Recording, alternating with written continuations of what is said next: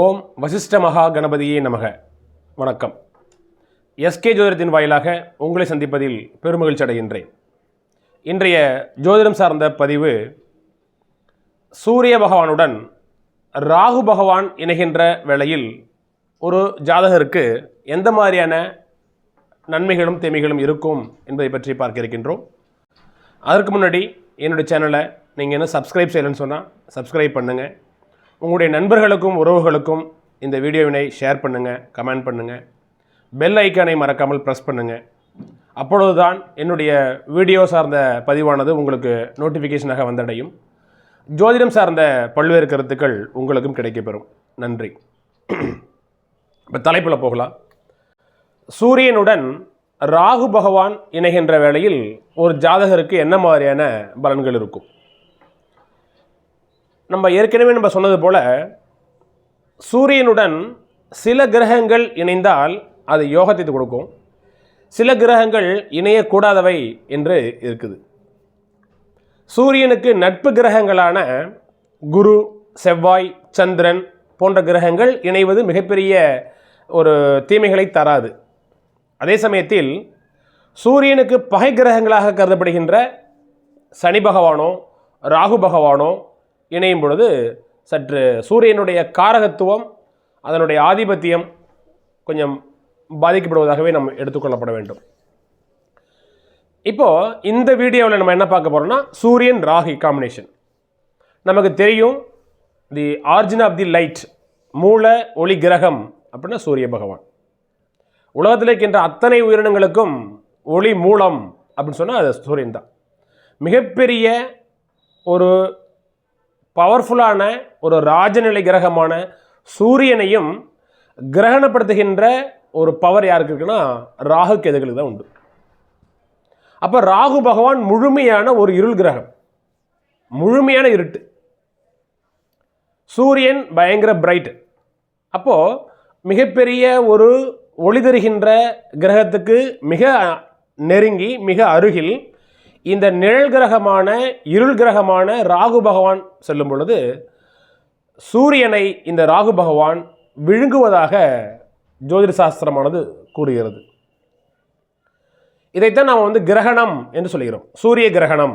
சூரியனை ராகு மிக நெருங்கி சூரியனுடைய முழு ஒளியும் மறைகின்ற அந்த நிலையத்தான் நாம் சூரிய கிரகணம் என்று அழைக்கின்றோம். அப்போது சூரியன் கிரகணப்படுத்தப்படுவதால் சூரியனுடைய காரகத்துவங்கள் நிச்சயமாக பாதிக்கும். குறிப்பாக சூரியனுடைய உயிர் காரகத்துவமான தந்தை. நிச்சயமாக ஒரு ஜாதகத்தில் எந்த இடத்துல இருந்தாலும் சூரியனுக்கும் ராகுக்கும் இடையே 3 டிகிரி, ஒரு 5 டிகிரிக்கு உள்ளே இருக்கும் பொழுது, குறிப்பாக 9 டிகிரிக்கு உள்ளே வந்தாலே கிரகண தோஷம்தான்.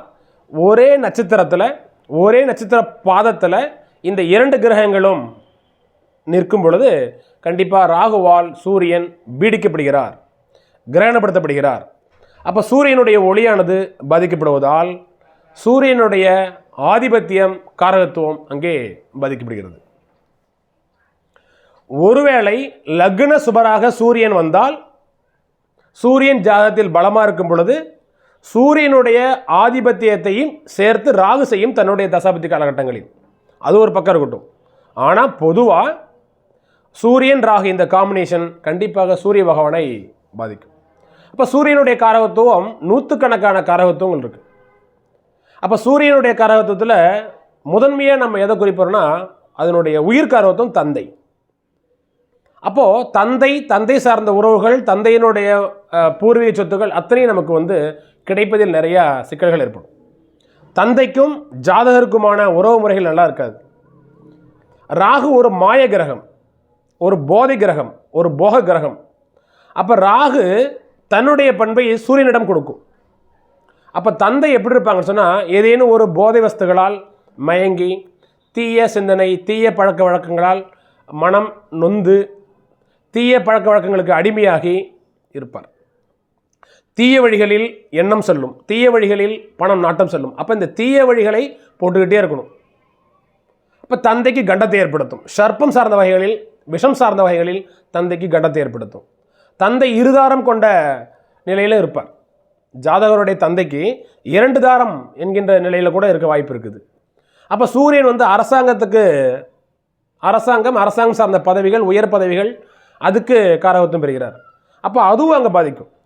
அப்போது அரசாங்கத்தில் உயர்ந்த பதவியில் இருந்தாலும் கூட அங்கே வந்து தீய வழிகளில் உயர் பதவி பெறுவது, தன்னுடைய எண்ணங்களை பூர்த்தி செய்வதற்காக தீய வழிகளில் பணம் சம்பாதிப்பது, இந்த மாதிரியான ஒரு கேரக்டருக்கு கொண்டு போயிடும். அப்போ அரசாங்க விரோதம், உயர் அதிகாரிகளுக்கும் இவருக்கும் உள்ள நட்பு முறைகள் நல்லா இருக்காது, அரசார்ந்த துறைகள் மூலமாக நிறைய தண்டனைகள், இப்படி நம்ம சொல்லிக்கிட்டே இருக்கலாம். ஆக சுருக்கமாக சொல்லணும்னு சொன்னால் சூரியன் ராகுவால் இந்த இணைவு, ராகுவால் சூரியன் கடுமையாக பாதிக்கப்படுவார். அந்த டிகிரியை பொறுத்து இருக்கும். 9 டிகிரிக்கு உள்ளே வந்துட்டால் கண்டிப்பாக கிரகண தோஷம். 9, 8, 7, 6, 5 கிட்ட நெருங்க சூரியன் முழுமையாக இருள் தன்மை அடையும் பொழுது சூரியனுடைய அத்தனை காரகத்துவங்களும் அங்கே பாதிக்கும். சூரியன் நம்முடைய ஜாதகத்தில் தலையை குறிக்கின்ற ஒரு கிரகம். கண்டிப்பாக தலை சார்ந்த வகைகளில் பிரச்சனை, இப்படி தலைவலி, ஒற்றை தலைவலி, அந்த மாதிரி. சூரியன் கண்ணுக்கு நேத்திரம், ஒளி. அப்போ சூரியன் ராகு இணைவு கண் பார்வையை பாதிக்கும். சொல்லிகிட்டே இருக்கலாம். இதில் ஜாதகத்தில் இந்த சூரியன் எந்த ஆதிபத்தியம் பெறுகிறாரோ அந்த ஆதிபத்தியம் கடுமையாக பாதிக்கும். சரிங்களா? இப்போ நம்ம சொல்லிக்கிட்டே இருக்கலாம். இதில் வேறு வழியே இல்லையா, நன்மைகள் கிடையவே கிடையாதுன்னா நன்மைகளும் இருக்குது.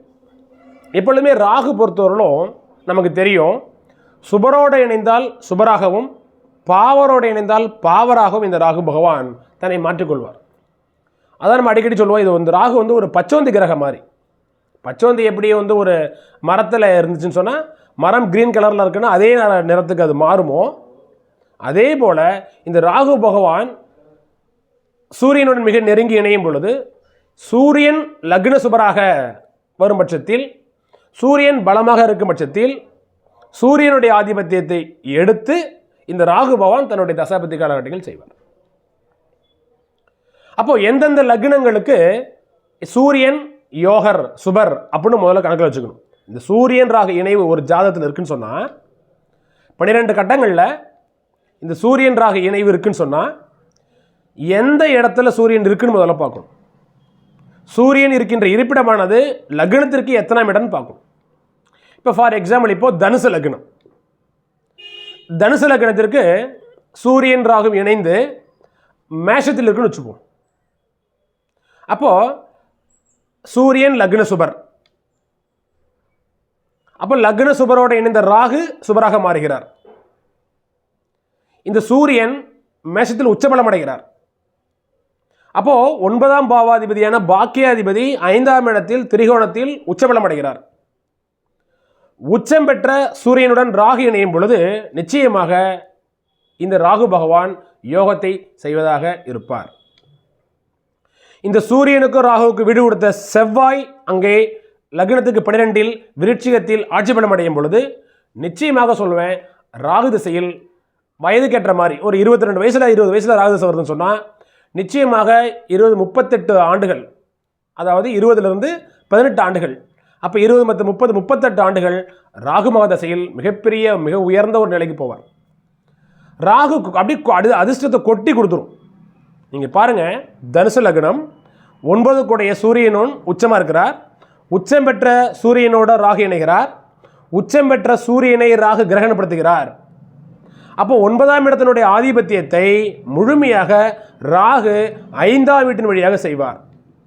ராகு நன்மையை செய்யணும்னு சொன்னால் ராகுவிற்கு வீடு கொடுத்த செவ்வாய் வலிமையாக இருக்கணும்.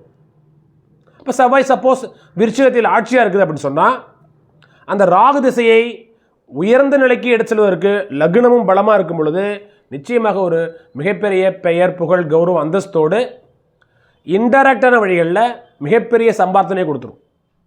அந்த வார்த்தையை பயன்படுத்த பாருங்க. ராகு என்றாலே மாயம், இன்டைரக்டான வழிகளில், மறைமுகமான வழிகளில் லாபங்களை அள்ளி குவிச்சு கொடுத்துரும். அது வந்து நீடித்த வருமானமாக இருக்காதுங்கிறது ஒரு பக்கம் இருந்தாலும் அந்த ராகு மக திசை 18 ஆண்டு காலமும் நிச்சயமாக நல்ல ஒரு யோக பாக்கியங்களை கொடுத்துரும். எப்பொழுதுமே இந்த ராகு பற்றி நம்ம கணக்கிடுன்னு சொன்னால் சூரியன் ராகு இந்த இணைவு காம்பினேஷனில் சூரியன் லக்ன சுபராக வந்தால், சூரியன் பலமாக இருந்தால், இந்த சூரியன் ராகு இணைகின்ற வீட்டினுடைய அதிபதி பலமாக இருக்கின்ற பட்சத்தில் நிச்சயமாக ராகு திசை நல்லது செய்யும். சரிங்களா? இப்போ ஃபார் எக்ஸாம்பிள் இப்போ கடக லக்னம், கடக லக்னத்திற்கு சூரியன் கண்டிப்பாக நண்பர். கடக லக்னத்திற்கு 2ஆம் பாவாதிபதி, தனாதிபதி சூரியன். அப்போ 2ஆம் இடத்திலேயே சூரியன் ஆட்சியாக இருக்கிறார். சிம்மத்தில் சூரியனுடன் ராகு பகவான் இணைகிறார். லக்னாதிபதி சந்திரன் உங்களுக்கு ரிஷபத்தில் உச்சமாக இருக்குது. அப்போ லக்னாதிபதி ஸ்ட்ராங்காக இருக்கிறார். 2ஆம் இடத்தில் சிம்மத்தில் ராகும் சூரியன் இருக்குது. ராகு சூரியனுடைய இணைந்து இருக்குது. ராகுக்கு வீடு கொடுத்த சூரியன் அங்கே ஆட்சி பலம் அடைகிறார். இந்த காலகட்டத்தில் 2ஆம் இடத்தினுடைய தனயோகத்தை ராகுவே கொடுப்பார் எப்பொழுதுமே. சப்போஸ் ராகுவிற்கு சாரம் கொடுத்த சாரநாதன் சுக்கிர பகவான் வக்ர நிலையில் இருக்கும் பொழுது இன்னும் ஒரு படி மேலே போயிட்டு ராகு பகவான் தன்னுடைய தசாபதி காலகட்டங்களில் மிகப்பெரிய யோகத்தை கொடுப்பார். சப்போஸ் அந்த குழந்தைக்கு சின்ன வயசுலேயே ராகு வந்துட்டு போயிடுது அப்படின்னா அதனால் எந்த யூஸும் கிடையாது. ஒரு 70 வயசுக்கு மேலே இந்த ராகு பகதசை வருதுன்னு சொன்னாலும் அதனாலேயும் மிகப்பெரிய யோகங்கள் இருக்காது. ராகு தன்னுடைய யோக பாக்கியங்களை செய்வதற்கு உண்டான அந்த காலச்சூழல் வரணும். சரிங்களா? ஒரு 30 வயசில் வருது, நிச்சயமாக கண்டிப்பாக அந்த 30லிருந்து 48 வயசு வரலும் இருக்கின்ற அந்த ராகு பகதசை 2ஆம் இடத்தினுடைய சூரியன் என்னென்ன கொடுப்பாரோ அத்தனையும் கொடுப்பார். அப்போ 30 வயசில் அந்த பையனுக்கு கண்டிப்பாக குடும்பம் இருக்கும். அப்போ நல்ல குடும்பம். சரிங்களா? குடும்பத்தில் எந்த பிரச்சனையும் வராது. ஏன்னா 2ஆம் பாவாதிபதி சூரியன் ஆட்சி பெற்ற சூரியனோடு இணைகிறார் ராகு பகவான். அப்போ சூரியன் என்ன ஆதிபத்தியம் பெற்று என்ன செய்ய காத்திருக்கிறாரோ அதை அப்படியே ராகு பகவான் செஞ்சிருவார். சரிங்களா? சப்போஸ் இந்த ராகுவிற்கு மற்றொரு லக்ன சுபரான குருவோடைய இணைவு, குருவோடைய பார்வை, குருவோடைய தொடர்பு கிடைக்கும் பொழுது ராகு பகதசை இன்னுமே கூடுதலான நன்மைகளை கொடுத்துரும். ஆக நம்ம சொல்லிக்கிட்டே இருக்கலாம். ஆக இந்த சூரியன் ராகு இணைவு, இந்த இணைவு நன்மையா தீமையான்னு சொன்னால் நிச்சயமாக ராகுவால் சூரியன் பாதிக்கப்படுவார். சூரியனுடைய காரகத்துவம் ஆதிபத்தியம் பாதிக்கப்படும். ஆனால் ஒரு லக்னத்திற்கு சூரியன் சுபாதிபத்தியம் பெற்றிருக்கும் பொழுது அவரோட இந்த ராகு பகவான் இணையும் பொழுது சுபருடைய பண்புகளை, சூரியனுடைய பண்புகளை ராகு பகவான் எடுத்து செய்வார். ஆனால் கண்டிப்பாக சூரியனுடைய காரகத்துவம் அங்கே பாதிக்கும். சரிங்களா? கண்டிப்பாக உயிர் காரகத்துவம் பாதிக்கும். தந்தைக்கும் இவருக்கும் இடையே உள்ள உறவுகள் நல்லா இருக்காது. பூர்வீக சொத்துக்களில் பிரச்சனை ஏற்படும். பூர்வீக சொத்துக்களை இவர் அடைவதற்கு மறைமுகமான சூழல்களை ஏற்படுத்துவார். மறைமுகமான வழிகளில் எதிரிகளை வெல்லக்கூடிய ஒரு சூழலை ஏற்படுத்தி கொடுக்கும். சொல்லிக்கிட்டே இருக்கலாம்.